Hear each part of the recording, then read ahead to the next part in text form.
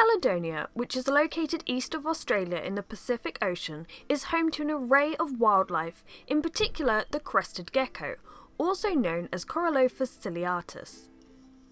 Crested geckos are small, semi-arboreal crepuscular lizards that can be found about 1 to 4 metres up in the forests of Grande Terre and the Isle of Pines. Both islands are part of the New Caledonian archipelago. They share their homes with some familiar faces in the reptile trade, such as gargoyle geckos, mossy prehensile-tailed geckos, and giant New Caledonian geckos. All 4 types of lizards have very similar care, which tends to be fairly easy in comparison to other reptiles. However, mistakes can be made if proper research hasn't been done. So in this video, I'd like to briefly cover the care of crested geckos, but I encourage you to look deeper into each subject.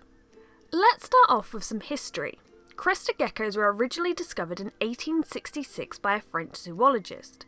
However, up until 1994, crested geckos were thought to be extinct, until they were rediscovered during an expedition led by Robert Seep. Unfortunately now their current conservation status is vulnerable, mainly due to habitat destruction and the introduction of invasive species such as little fire ants, also known as electric ants. Thankfully, crested geckos are fairly easy to breed, so their numbers are booming in captivity. When housing an adult crested gecko, the minimum requirement is a 45 by 45 by 60 cm glass tank. Glass is preferred over mesh as it holds in humidity better, and crested geckos require a high amount of humidity.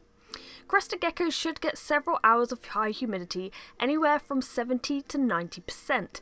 However, it is important that the humidity drops a little during the day, but it shouldn't go lower than 50%.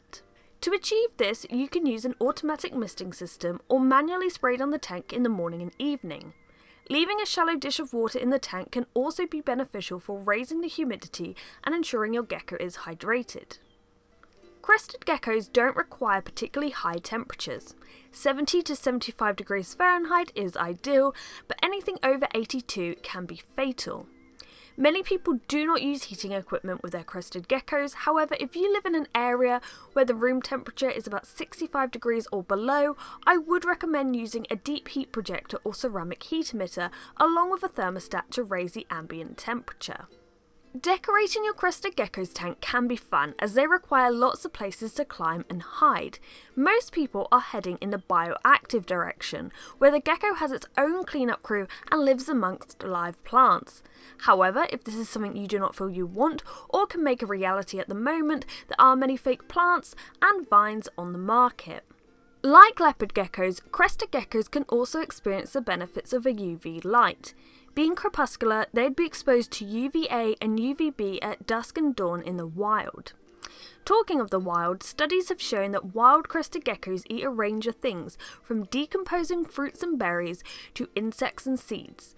We should offer live feeder insects to our geckos to allow them to hunt like they naturally would in the wild.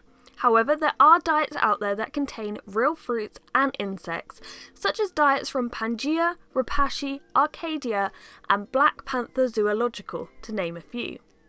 As for handling, crested geckos are fairly docile, but can be quite jumpy. But after all, they'll be jumping from branch to branch in the wild. As well as using their little legs to get around, they also have a semi-prehensile tail. Most crested geckos in the wild no longer have their tails, as once they drop them, they don't grow back. Dropping the tail is a defense mechanism. This behaviour can also be seen with crested geckos in captivity. However, sometimes this can occur without warning. Thankfully, Lyra here still has hers. Crested geckos are great little lizards. They are bursting with personality, but like leopard geckos, they can live for 20 years or more. So if you're going to get one, you're making a big commitment. But in my opinion, it's worth it. In their 20 years or so of life, a lot can change. We have already moved away from using diets like baby food, housing them in groups, and even referring to them as Rhacodactylus ciliatus. Who knows what will change in the next 20 years? So here's to improving the standard of care for our scaly friends.